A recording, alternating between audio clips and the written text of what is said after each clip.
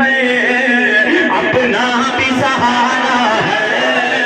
या गौस करम करना बेकस ने पुकारा है।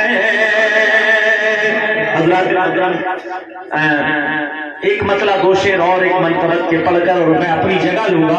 और उसके बाद में इंशाअल्लाह एक खिताब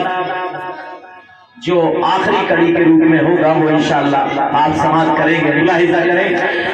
हाँ, गौसे आजम का मस्ताना जो है ख्वाजा का दीवाना,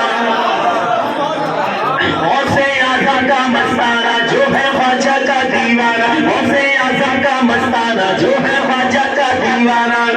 हर तरफ रंगे चिश्ती चढ़े